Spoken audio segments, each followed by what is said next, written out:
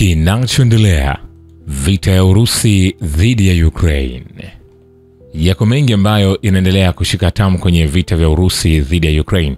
Nachokifanya ni kuendelea kukusogezea hatua kwa hatua upate nafasi ya kufahamu kwa kina kile ambacho kinaendelea.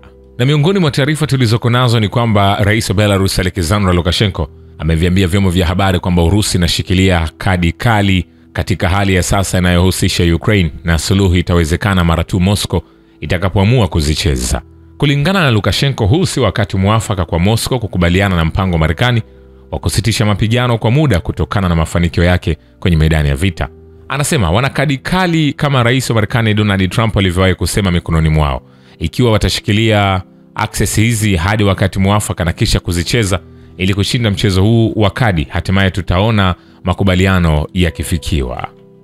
Vile mazungumzo ya simu kati ya Rais wa Urusi Vladimir Putin na kiongozi wa Marekani Donald Trump yatafanyika baadaye hii leo mchana. Msemaji wa Kremlin Dmitry Peskov amethibitisha Jumatatu kwamba maandalizi ya mazungumzo hayo yanaendelea. Kremlin ilibaini kuwa hoja za mazungumzo juu ya masuala yote muhimu, kwanza kabisa juu ya makazi ya Ukraine, zitakuwa tayari kwa mazungumzo.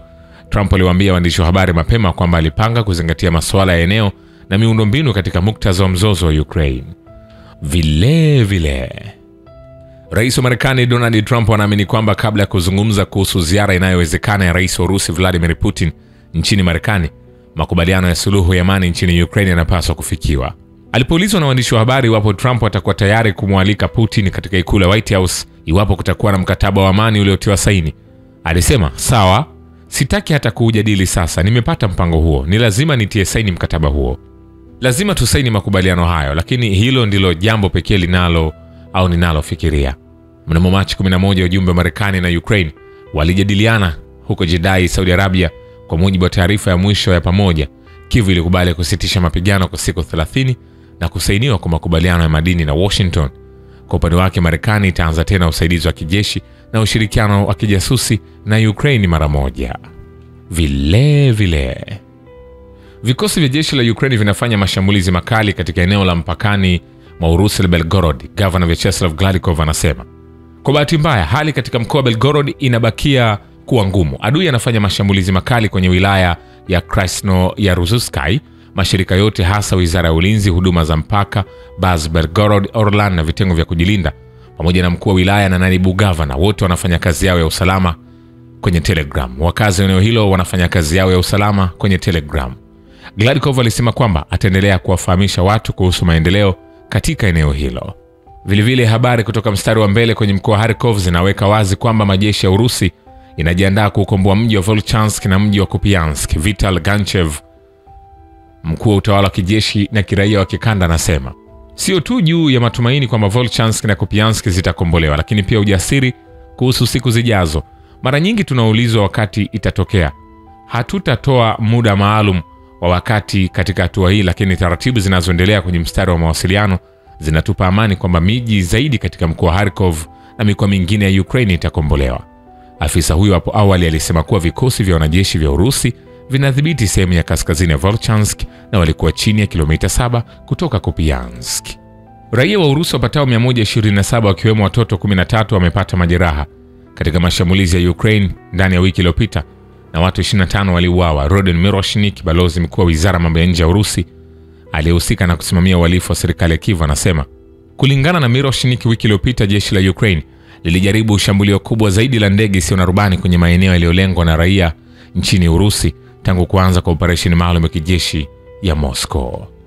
Vile wasaidizi wa Volodymyr Zelensky wanahofia kwamba Rais wa Marekani Donald Trump anaweza kukubali uhamisho wa Odessa kwenda Urusi.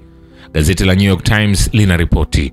Gazeti hilo linabainisha kuwa kabla ya mazungumzo yake ya simu na kiongozi wa Urusi Vladimir Putin ambayo anatarajiwa kufanyika siku ya Jumanne, Trump alisema anapanga kujadili ardhi wakati wa mazungumzo yajayo. Rais wa Marekani hakutaja maeneo maalum ambayo alikuwa akimaanisha, lakini ikulu ya White House tayari imeweka wazi kwamba Urusi inatarajiwa kudumisha udhibiti wa maeneo ambayo tayari wanajeshi wake wanayaamuru. Gazeti hilo lilisema walakini wasaidizi wa Volodymyr Zelensky walisema mwezi uliopita walikuwa na wasiwasi kwamba bwana Trump anaweza kufurahisha tamaa zingine za bwana Putin kwa sehemu za Ukraine, labda ikiwa ni pamoja na bandari muhimu ya Odessa. Gazeti hilo pia lilibainisha kuwa Urusi hakika itahifadhi Crimea Hapo awali tovuti ya Semafor ilinukuu vyanzo vikisema kuwa utawala wa Trump unazingatia kutambuliwa rasmi kwa Crimea kama eneo la Urusi ndani ya makubaliano ya utatuzi wa amani wa mzozo huo. Nikwambie hivi, hatujamaliza.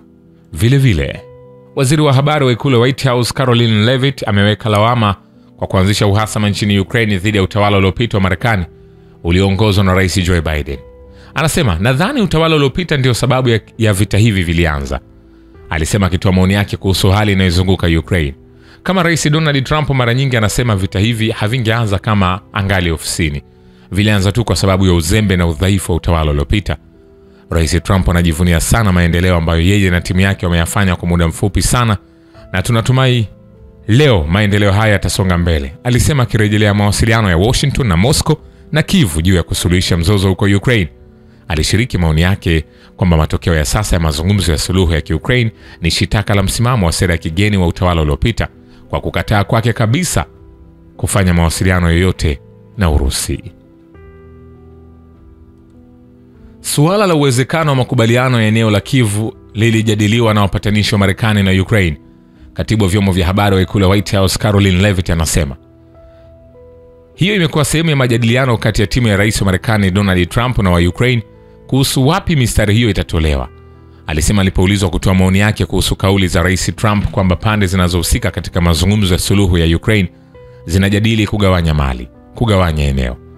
Kulingana na Caroline, Trump na timu yake ya usalama kitaifa wamekuwa wakishirikiana moja kwa moja na Volodymyr Zelensky na timu yake juu ya swala hili. Anasema, sitaingia katika hilo kutoka kwenye jukwaa hili. Litakuwa si jambo la busara kwangu kwenda mbele ya wito wa rais wa Urusi Vladimir Putin siku ya Jumanne. Ninaweza kuhakikishia katika juhudi za uwazi kama rais huyu anavyofanya siku zote, mtasikia kutoka kwake au kwa mmoja wetu maafisa utawala wa Marekani moja kwa moja baada ya simu hiyo ya Jumanne. Vile utawala wa rais wa Marekani Donald Trump unazingatia kuitambua rasmi Crimea kama eneo la Urusi ndani ya mfumo wa suluhu la amani la mzozo wa Ukraine, tovuti ya Semafor imeandika. Kwa mujibu wa ripoti hiyo, utawala wa Marekani pia unajadili uwezekano wa kuutaka Umoja wa Mataifa kuiga mfano huo. Walakini Trump bado hajafanya uamuzi juu ya swala hilo, Poto ilisema. Hapo awali gazeti la The Globe and Mail la Canada iliweza kuripoti likinukuu chanzo kwamba ili kufanikisha makubaliano ya Ukraine, Marekani iko tayari kutambua maeneo kadhaa kama sehemu ya Urusi, lakini pia inatafuta kujinufaisha yenyewe kwa kupata haki za mabilioni ya dola za maliasili za Ukraine. Vile Rais wa Marekani Donald Trump anapanga kuzungumzia suala la kiwanda cha nguvu za nyuklia cha Zaporizhzhia wakati wa mazungumzo yake ya simu na mwenzake wa Urusi Vladimir Putin Jumanne hii. Katibu wa vyombo vya habari wa ikulu White House Caroline anasema, kuna mtambo wa kuzalisha umeme ambao upo kwenye mpaka wa Urusi na Ukraine. Hilo lilijadiliwa na wa Ukraine na yeye Trump atalihutubia katika simu yake na Putin Jumanne hii, alisema alipoulizwa kutoa maoni yake kuhusu kauli ya Trump kwamba anapanga kuzungumza kuhusu mitambo na maeneo ya kuzalisha umeme wakati wa simu yake na Putin. Alipoulizwa kutaja kama anamaanisha mtambo wa nyuklia, alisema sawa. Vile karibu eneo lote la mkoa wa Kursk limekombolewa. Naibu mkuu wa idara kuu ya kijeshi kisiasa ya jeshi la Urusi, kamanda wa kikosi maalum cha Akhmat, Meja Jenerali Abtalodinov, anasema, tunaweza kusema ukweli sasa kwamba karibu eneo lote la mkoa wa Kursk limekombolewa. Maendeleo ya kijeshi ya Urusi yalitoa matokeo mazuri. Karibu makazi yote yalichukuliwa mara moja na wafanyakazi wa adui kuharibiwa, Alodinov alisema. Shukrani kwa Babu Kivita na Historia ya Dunia. Mimi ni Richard Shio, The Rich Voice. Ni follow Instagram na TikTok kama Rich Voice Official. Asante.